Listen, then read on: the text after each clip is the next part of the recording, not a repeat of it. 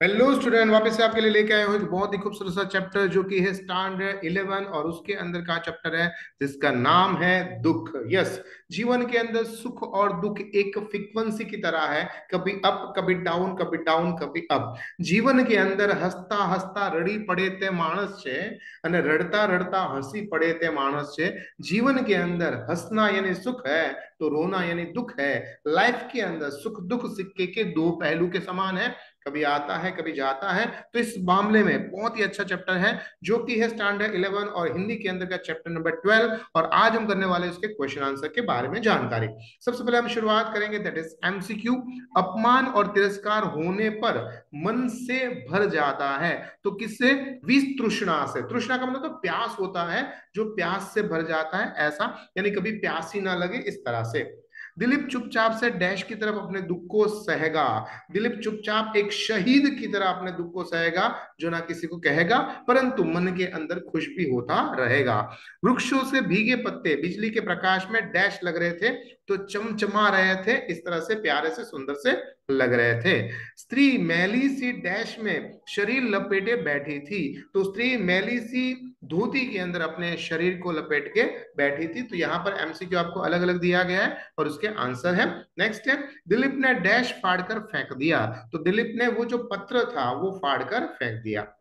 अब बात करेंगे हम वन लाइन आंसर के ऊपर। और खास बच्चों में हमेशा आपको बताया गया है कि वन लाइन आंसर जब भी लिखो तो मोस्ट इंपोर्टेंट जो वर्ड है, जो एक लाइन का या एक शब्द एक वाक्य के अंदर है, आपको उसमें कभी भी गलती नहीं करनी है। उसका स्पेलिंग 100% राइट होना चाहिए, क्योंकि ऊपर से क्वेश्चन तो आपको एज इट इज कॉपी करना है। जैसे यहाँ पर प्रश्न दिया है, हेमा अपनी माँ के घर क्यों चली गई? तो दिलीप हेमा की सहेली के साथ सिनेमा देख आया, इसलिए हेमा उससे रूठ गई, नाराज हो गई और वो अपनी माँ के घर चली गई। ये हेमा का दुख था और थोड़ा बहुत कह सके अब दिलीप का दुख था। बिजली के लैंप किस भाव से प्रकाश डाल रहे थे? तो बिजली के लैंप निष्काम, जैसे उसको कोई काम ही नहीं हो कि ठीक है कि ये डालना है तो डाल दिया, इस तरह से निष्काम और निर्विकार, कोई प्रकार का शेप दिए बिना अपना भाव से अपना प्रकाश डाल रहे थे। दिलीप को समीप खड़ा देखकर लड़के ने क्या कहा? दिलीप को समा खड़ा देखकर लड़के ने कहा, एक एक पैसे में एक एक ढेरी, ढेरी मतलब डगला है ना, ऐसा जो ढेर होता है उसको ढेरी कहते हैं। तो एक पैसे में आपको एक एक ढेरी दूंगा। लड़के की माँ बाबू के यहाँ क्या करती थी? तो लड़की की माँ बाबू के यहाँ चौका और बर्तन करती थी, यानी साफ सफाई और बर्तन का काम वो करती रहती थी। आगे है हमारा वन लाइन आंसर के अंदर ही और एक है, दिलीप के घर से बाहर क्यों चला गया? तो दिलीप जो है वो घर से बाहर इसलिए चला गया क्योंकि दूसरों के साथ अप्रिय चर्चा टालने के इरादे से दिलीप घर से बाहर चला जाता है। लड़का क्या बेच रहा था? तो लड़का थाली में कागज के 8 टुकड़े पर 8 ढेरियां लगाकर पकोड़े बेच रहा था। लड़का सभी ढेरियों कम से कम पैसे में देने के लिए क्यों तैयार नहीं हुआ? तो लड़कियां ने ढेर में से कम 2 पैसे देने के तैयार नहीं हुआ, क्योंकि उसकी माँ उसके ऊपर बिगड़ जाएगी, यानी गुस्सा करेगी इसके कारण से। आगे हमारा है प्रश्न आंसर, और वो है टू लाइन आंसर के अंदर, जिसमें हमेशा आपको याद रखना है राइट हैंड साइड या लेफ्ट हैंड साइड के अंदर सबसे पहले कृति का नाम लिखना है, फिर कर्ता का नाम लिखना है, एंड देन साहित्य प्रकार लिखने के बाद आपको आंसर लिखना है। खास याद रखिए इसके अंदर कोई भी प्रकार की स्पेलिंग मिस्टेक्स नहीं होनी चाहिए। प्रश्न नंबर 1 है, मनुष्य का मन वितृष्णा से कब भर जाता है?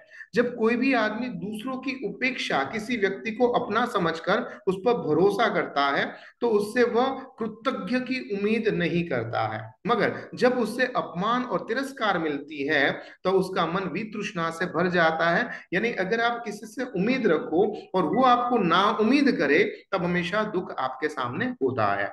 जगतूते अद्भुत नमूने क्या है? दिलीप रात को 9:30 बजे के आसपास मिट्टो पार्क के अंदर सुनसान मार्ग पर घर पे लौट आया। मनुष्य के अभाव की परवाह न करके सड़क के किनारे सख्त खड़े बिजली के लैंपों के प्रकाश में लाखों अलग अलग छोटे छोटे प्यारे प्यारे पतंगे गोल गोल बांध कर नृत्य कर रहे थे, उड़ रहे थे।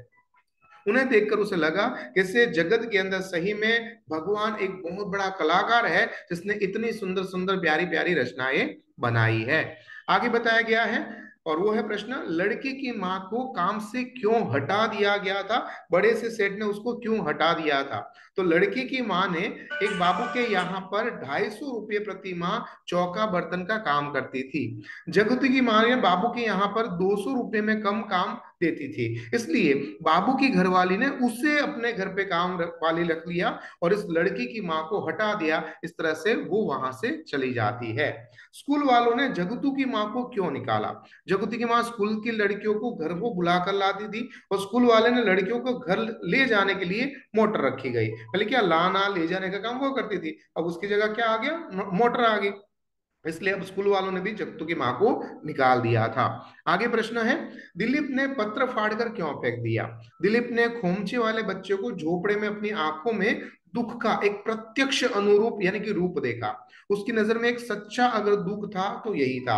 उसने सोचा कि काश हेमा यानी कि उसकी जो पत्नी है ये सारी बातों को देख सके, समझ सके कि जीवन के अंदर एक छोटा सा कांटा चुभ जाना, एक दिन का खाना ना मिलना, या उसका पति कोई और लड़की के साथ सिनेमा देखने जाना, जीवन में ये दुख नहीं है। दुख को समझना एक अलग ही तरीका होता है और उस दुख को समझने के लिए आपको सामने होना चाहिए दुख का सबसे बड़ा बंदा।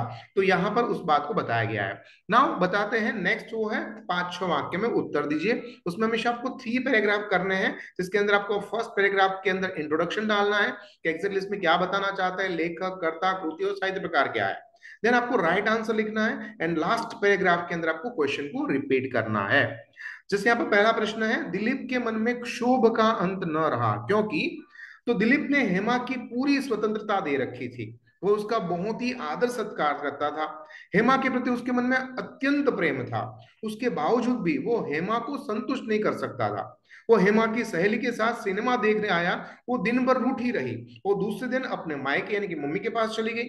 हेमा के ऐसे व्यवहार से खिन्न होकर, उदास होकर दिलीप क्षोभ के अंत में चला गया।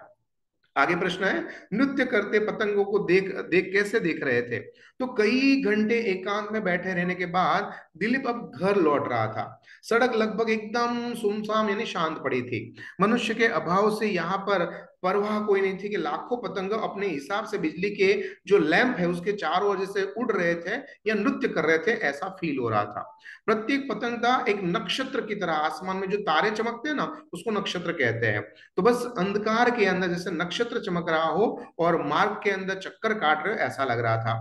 कोई दाएं तो कोई बाएं, कोई विपरीत गति के अंदर कहीं पर भी चक्कर काट रहा था और किसी से टकरा रहा था। इस तरह से किसी को टकरा नहीं था। तो इस तरह से ये जो पतंगे थे उसका नृत्य का वर्णन यहाँ पर बहुत ही अच्छी तरह से किया है, यानी कि ग्रह उपग्रह नक्षत्र के साथ एकदम उसकी कंपेरिजन करके बताया गया है। ठीक है, आगे बढ़ते हैं। लड़के की कोठरी कैसी थी। तो लड़के की कोठरी ऊंचाई एक आदमी के कद जितनी थी, यानी करीबन समझ लो 6 फुट जितनी। धुआं उगलती हुई मिट्टी के तेल की डिबरी, डिबरी मतलब छोटा सा एक जो दिया होता है उसको कहते हैं। वहां पर कोठरी में अंधकार को यानी कि सिर्फ और सिर्फ अंधकार, धुंधला सा प्रकाश ही आने देता था। एक छोटी सी चारपाई काटी दीवार में सहारे खड़ी हुई थी और उसके पाए पर 2 एक मेले कपड़े लटक रहे थे।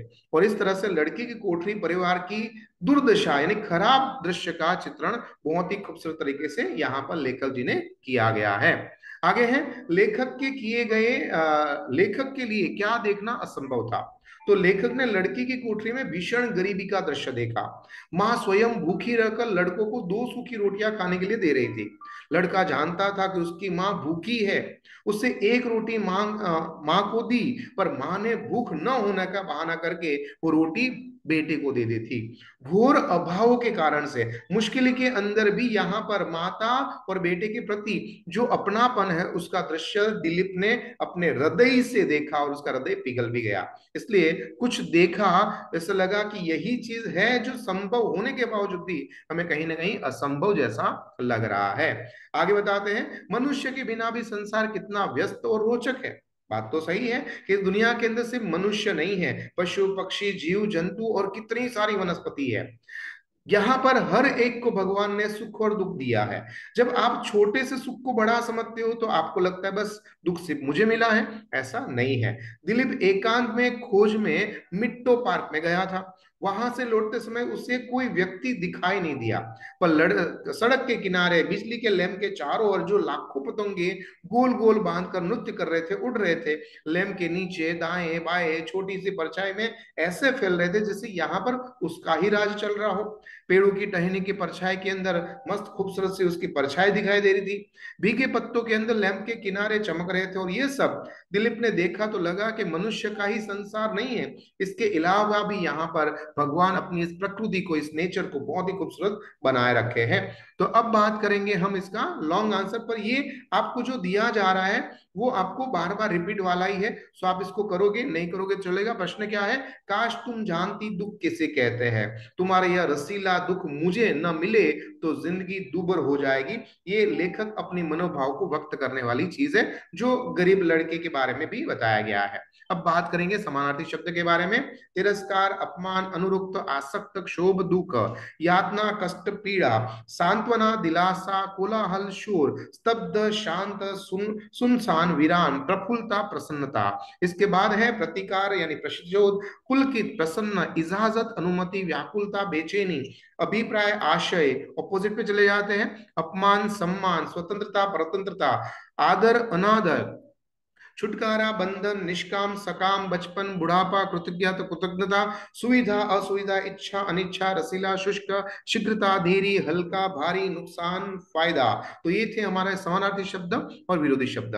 इसके बाद व्याकरण में आते हैं उपसर्ग। आपको पता है उपसर्ग हमेशा आगे लगता है, मान के आगे अप लगा दिया तो अपमान बन गया, तो जो अप शब्द है ना वो उपसर्ग है। यहाँ पर देखो अलग अलग अप्स हैं, जैसे कि अप है, वी है, अनु है, अ, प्रति, अन, वी, अन, वी, प्रति, ये सारे के सारे जो है हमारे उपसर्ग है। इसके बाद प्रत्यय, प्रत्यय हमेशा आगे लगता है, तो आगे कहां पर लगा? पीछे लगता है, प्रत्यय पीछे की साइड में लगेगा। तो आपको याद रखना है बादशाह के पीछे क्या लगाया? ई लगाया, तो बादशाही, खोमचे वाला, आकर्षित, सौदागर, चतुरता, व्यस्तता, सरसीला, अलसाई, शैथिल्य, शिथिलता, पीड़ित, मनुष्यत्व, प्रफुल्लता, विस्मित, चकित, आवश्यकता, परिचित, वगैरह वगैरह वगैरह। अब इसके अलावा आपके लिए है बहुत ही खूबसूरत से, और वो है शब्दार्थ। शब्दार्थ को अगर अच्छी तरह से आप समझोगे तो ये चैप्टर भी काफी अच्छी तरह से आपको समझ में आ जाएगा। तो ये जो है उसको बार बार सुनो, लर्न करो, डाउनलोड करो। और अगर सुनने से, कहते हैं ना कि एक अपने पोएम की लाइन आपने सुनी होगी कि करत करत अभ्यास के जड़ मति, मति का मतलब बुद्धि, होत सुजान, वो अच्छी बन सकती है। बार बार इसको सुनने से भी आपके क्वेश्चन आंसर लर्न हो सकते हैं और आपको बेनिफिट हो सकता है। बस इसीलिए आपका ये क्वेश्चन आंसर वाला वीडियो बनाया है। तो ऐसे बहुत सारे फ्रेंड तक ये पहुंचाने की कोशिश करो, क्योंकि उसको भी मार्क्स की जरूरत है जितनी आपको जरूरत है। तब तक मुझे आज्ञा दीजिए, आपका दोस्त, आपका मित्र, आपका गुरु Mahendra Joshi. Thank you very much.